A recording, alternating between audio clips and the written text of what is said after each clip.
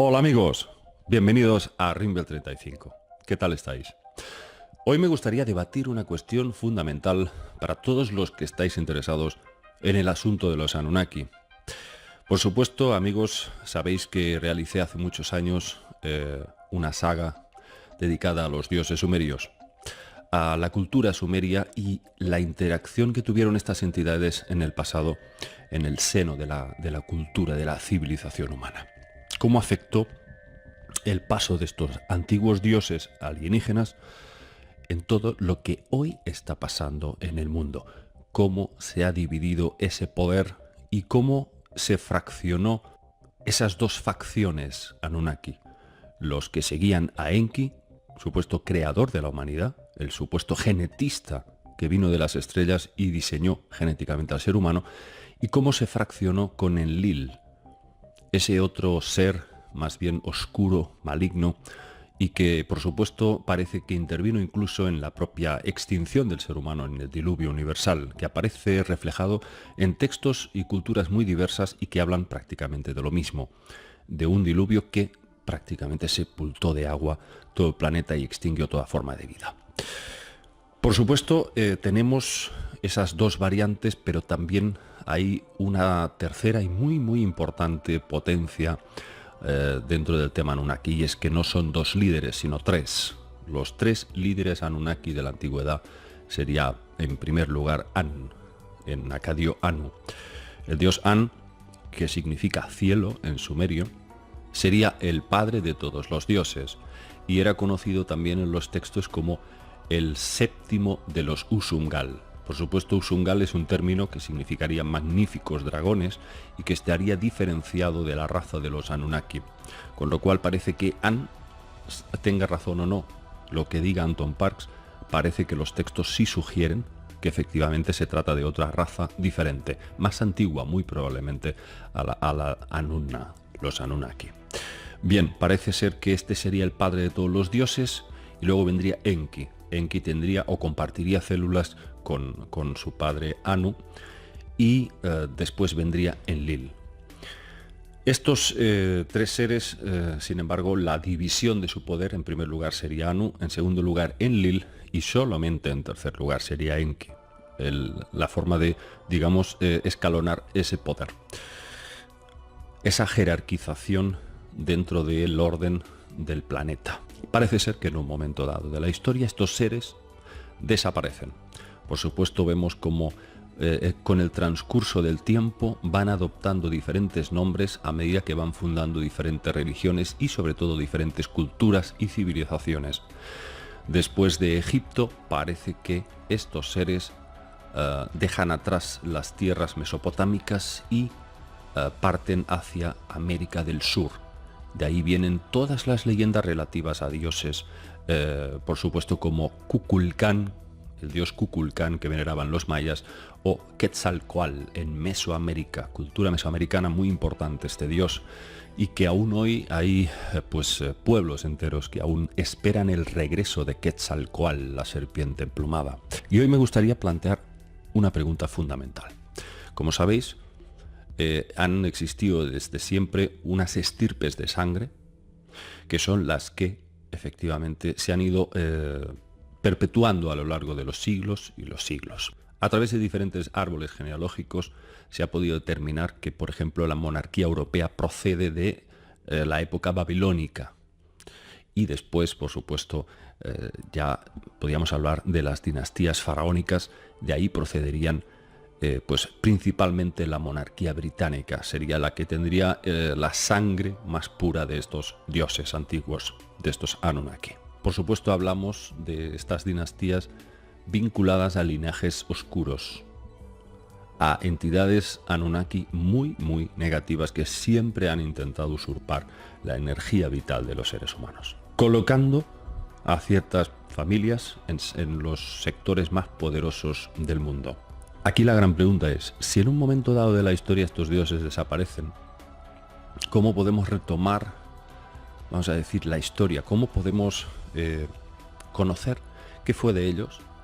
Porque, lógicamente, a través de las psicofonías sí hemos podido encontrar varias pistas. A través de casi 3 años continuos de experiencia, de contacto, las voces que tenemos registradas nos dieron varias pistas. Y preguntamos precisamente por esta cuestión. Preguntamos qué fue de Anu, de Enlil y de Enki. Y la respuesta fue absolutamente coherente, es decir, es de lo que podíamos esperar. Estos seres ya murieron.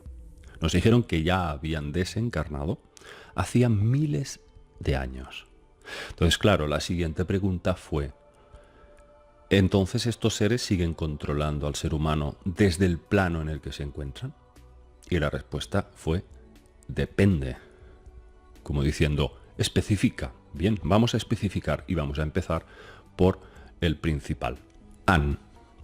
Preguntamos por An y yo recuerdo que una de las preguntas fue, bueno, este ser es maligno, se hizo pasar por el dios Yahvé, era un ser sediento de sangre, y aparece una voz que dice que ha cambiado y que se ha redimido.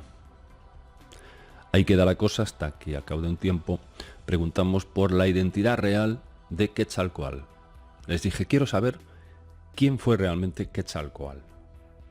¿Podéis decirme algo sobre esta entidad? Que todo el mundo habla, todo el mundo identifica con Enki. Todo el mundo cree que Enki y toda su simbología de la serpiente, por supuesto, va asociada a este ser, a Quetzalcóatl. Bueno, pues la respuesta fue absolutamente inesperada. Os voy a poner esa psicofonía en la que veréis lo que responden.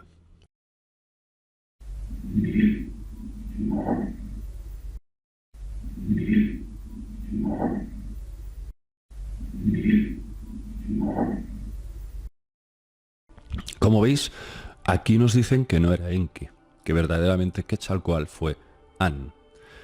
Eso encajaría muchísimo con la respuesta anterior que os dije, que nos decían que había cambiado, que se había redimido. Porque no olvidéis que Quetzalcóatl fue un dios que llegó a México y abolió los sacrificios humanos. Dijo, basta, mientras yo esté aquí se han acabado los sacrificios de seres humanos. Sin embargo, a costa de un proceso también doloroso, que es que les obligaban a los humanos a hacerse incisiones con puntas de maguey, esa planta tan afilada, que por supuesto se lo hacían en varias partes del cuerpo, pero principalmente en la espalda. Se hacían laceraciones, se marcaban la piel y era un proceso bastante doloroso. Y los dioses respondían que tenían que hacerlo porque el motor del mundo funcionaba con sangre, con la sangre de los seres humanos. Imaginaos. Por supuesto, yo tampoco tenía muy claro que no me encajaba que Quetzalcóatl pudiese ser Enki. Precisamente por eso. Porque aunque abolió los sacrificios rituales, impuso esta otra forma, que no deja de ser también una forma de dolor.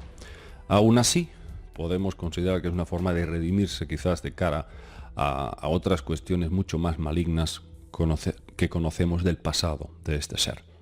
Yo, por supuesto, ante esta aseveración, ante esta respuesta, exijo, por supuesto, muchos más datos, que por ahora, como sabéis, las psicofonías se terminaron, no pudimos, por supuesto, recabar más información, dejamos de recibir comunicados y ningún tipo de voz. Pero, sin embargo, ahí ha quedado esa fuente.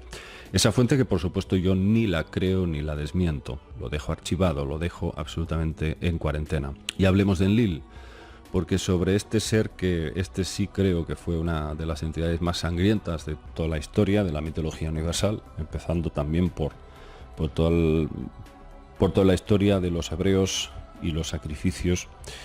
Bueno, pues sobre Enlil os tengo que compartir una experiencia muy fuerte que tuve hace unos meses.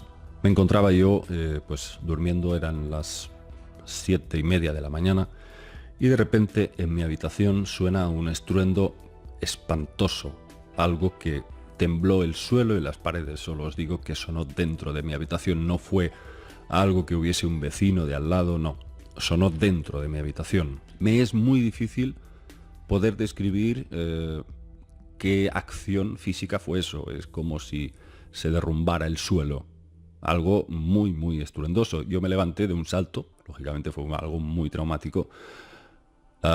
Con el corazón a 150 me levanté, intenté buscar una explicación lógica, ver si algo había caído, si había caído un mueble o absolutamente nada, todo estaba en su sitio.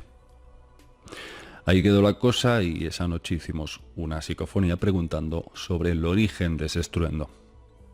que había despertado incluso a los vecinos, para que os hagáis una idea. Al otro lado de la habitación estaba mi mujer con mi hijo. Mi hijo tenía un mes, hacía solo un mes que había nacido. Bueno, esa noche, como digo, hicimos una grabación y preguntamos, ¿qué es esto? Y obtenemos una respuesta muy concisa, pero que lógicamente entraña unas consecuencias importantes. Digo, ¿qué es lo que ha pasado? Y me responden, Enki y Enlil gritando.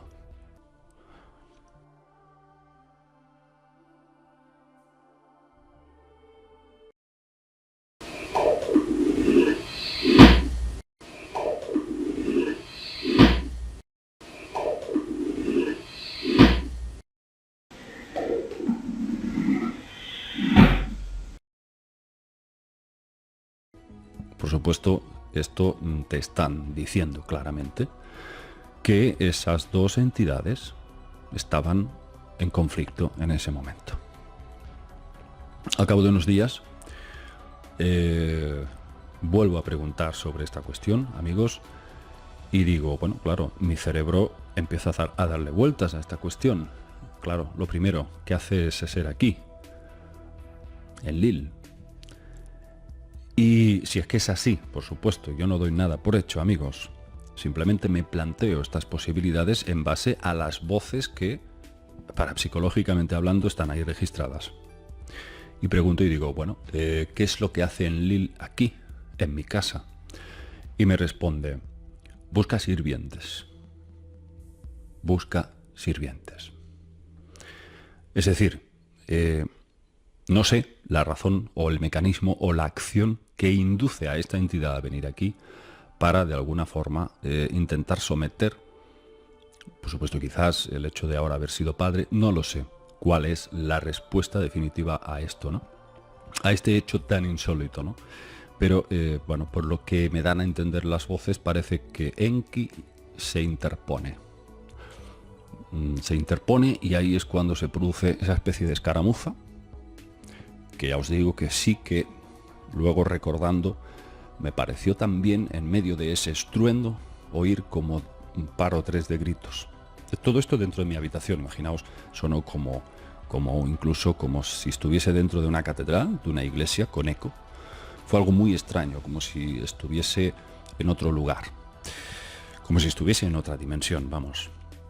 Fue una experiencia muy fuerte, creo que no la había compartido nunca con vosotros. Sé que es fuerte, y más para mí de asumir, porque yo intento siempre desechar todas las posibilidades, digamos, parafísicas, y para llegar a una conclusión necesito muchos datos, pero las psicofonías, sinceramente, lo que comentaron, pues me hizo replantear muchas cosas, entre ellas que efectivamente pueden estos dioses, estos tres líderes Anunnaki seguir por ahí sueltos, en otros planos, por supuesto, y probablemente algunos de ellos enfrentados entre sí, unos para ayudar, otros para seguir dañando a la humanidad. Eso nos puede llevar a esta consideración, ¿no? De que estamos hablando de seres que probablemente los que se resisten a cambiar, a obrar hacia el camino del bien, probablemente siguen conectados con estas redes Illuminati, con estas redes que siguen haciendo rituales y que siguen estando en el poder solamente para someter al ser humano. Y que probablemente tenga razón David Icke cuando nos dice que hay unos sacerdotes, unos magos negros especializados en todas estas antiguas culturas, que a través de ciertos rituales invocan a estas entidades y reciben órdenes de estos seres. Porque simplemente alguien como yo, un simple mortal como yo, he podido vivir algunas experiencias. Personas de mi entorno, amigos, familia, han visto cosas que las psicofonías luego han respondido que efectivamente estaban aquí. Pues imaginaos personajes diabólicos que tienen el conocimiento, la llave para entrar y salir de estas diferentes dimensiones. Pues imaginaos el acceso que tendrán para poder comunicarse y para poder recibir las premisas para seguir controlando este planeta y para seguir provocando guerras. Cuidado. Es que el tema es muy, muy, muy complejo. Y para los que pensáis que todo esto solamente son fantasías, os voy a mostrar algunas imágenes sobre simbología Anunnaki para que veáis que los símbolos que caracterizaban a estos tres seres, An, Enlil y Enki, siguen vigentes, incluso aparecen en logos de corporaciones muy poderosas del planeta y también, como veréis luego, aparecen también estos símbolos en los famosos círculos de trigo, los crop circles. En Inglaterra aparecen símbolos asociados a estos tres líderes Anunnaki.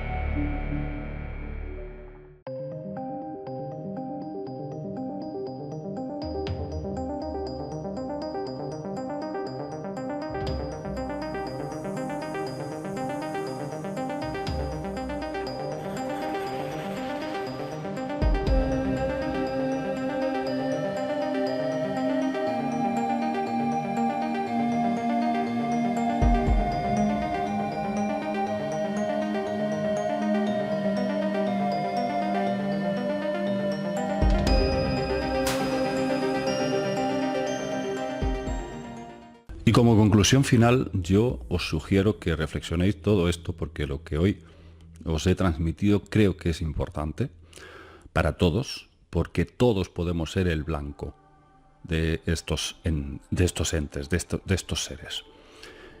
Puede ser a través de sueños, que todos absolutamente podemos ser contactados o podemos recibir algún tipo de mensaje, o podemos ser atacados o podemos ser ayudados. Por supuesto, no es lo mismo que te venga Enlil que te venga Enki, pero estas energías, estoy convencido, siguen estando vigentes a nuestro alrededor. Espero que os haya gustado el vídeo de hoy, amigos, y reflexionad sobre lo dicho. Un abrazo para todos, amigos. Nos vemos.